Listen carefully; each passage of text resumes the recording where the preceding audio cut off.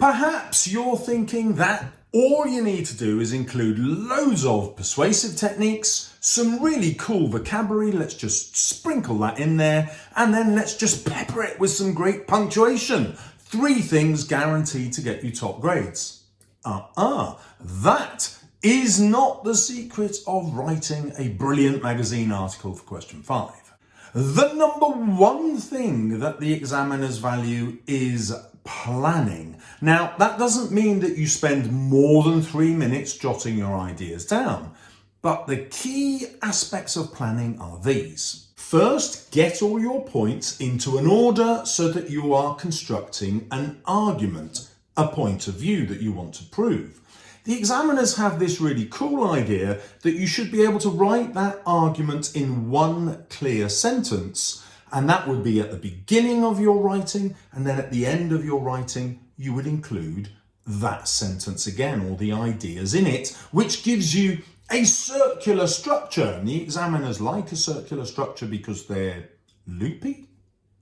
Now, you will probably get a range of ideas put forward to you in a statement, and you have to write a magazine article about your point of view. Now, the examiners have noticed that students who like to write about every single bit in the statement often end up with a disjointed piece of writing. So instead, you should pick on 1 or 2 brilliant details and go into fantastic detail about those to prove your point of view. That will lead to a deeper argument and better grades. When students don't do this, they often end up just filling pages with disconnected paragraphs, each paragraph about a different point, but they don't join together. So make sure you number the points in your 3-minute plan. The numbers correspond to the sequence in which you're going to write, obviously. Now, the second thing that they highlight is students who get the top grades think about cultural capital. In other words, they think about references to politics or religion or class or philosophy. Yeah, they mentioned philosophy and aesthetics and psychology. So thinking about these big picture ideas, how society will be influenced by those, will easily get you top grades. Now, the third aspect they look for is tone. They don't want you like this, a little bit casual, a little bit colloquial. Instead, they would like you to be formal and choose appropriate vocabulary. Then, when you do chillax a little bit in your answer, it is for effect rather than because you don't have the skills to write formally and well. The top way they recommend to get the right tone is to write from a particular point of view. So have in your mind an adult perspective, and you are then writing from that adult point of view. That will stop you lapsing into what the examiners think of as teenage speak or colloquial language.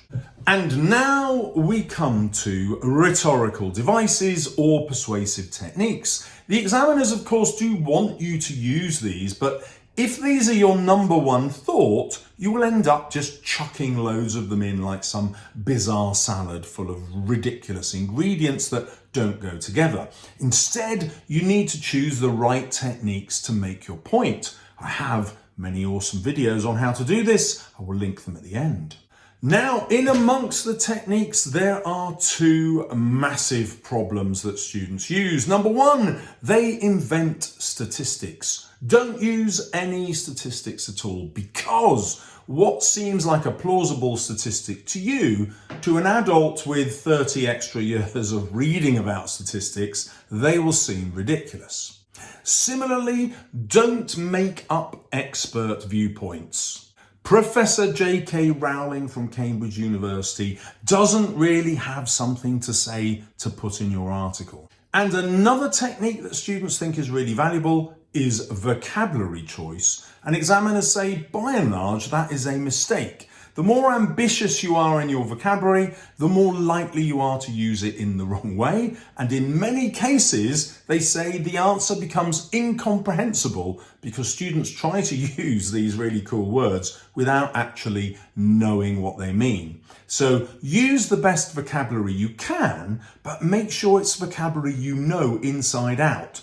Now, much more important than your persuasive techniques, which of course you are going to try to use, are your sentence types. You need a variety of sentence types. The first, easiest way to make sure that every sentence is interesting is to start it with a different word to any of your other sentences. Now, because in our planning stage we wanted to link an argument together that made sense, there are 5 connectives which will help you do that.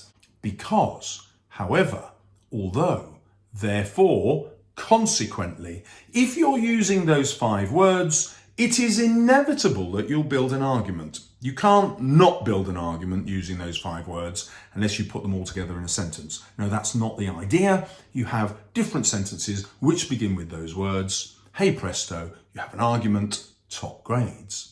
Now, the third way is to use a range of punctuation. Now, that isn't easy if you're not very good with punctuation. In fact, the examiners say that most students use colons and semicolons incorrectly. So that's a really easy part of your revision. Learn to use colons and semicolons. When you put those in your sentences, you will construct not only better sentences, but better arguments. And the argument is what the examiner's looking for. One examiner's report even suggested that you ought to have a list of punctuation that you kind of check off. Oh, have I used an exclamation mark, a question mark, a colon, a semicolon? Perhaps some brackets. As long as you use that punctuation correctly, you will genuinely get better marks. Those bits of punctuation will force you to write more complex, more interesting, more developed sentences and arguments. Easy way to get top grades. An interesting thing is how much should you write? So the examiners have noticed that once students get beyond 3 sides of A4, they tend to lose marks dramatically. And that's because most students can't sustain accurate, interesting writing beyond that stage. In fact, if you're just after a grade 5 and a grade 6, I wouldn't try to get to the 3rd page. Instead, the examiners advise that you spend that extra time going back over your answer, making sure that it fully makes sense and that the punctuation and spelling are accurate. You will earn more marks by doing that than spending time writing more but with less control, and therefore getting lower marks. Now, the one question that you probably have remaining is, how on earth do I make my article look like an article? Do I need a headline with lots of puns in it? No, you don't. Any headline will do. Don't forget the byline, that is, who it is by. You're going to invent a persona, which remember is going to be an adult, which will give you an adult perspective, adult language, and adult argument. It's going to appear to be an article because the ending will refer back to the beginning and prove your point in a conclusion. Now, if you'd like to see some examples of me deconstructing some brilliant arguments, check out the video appearing now.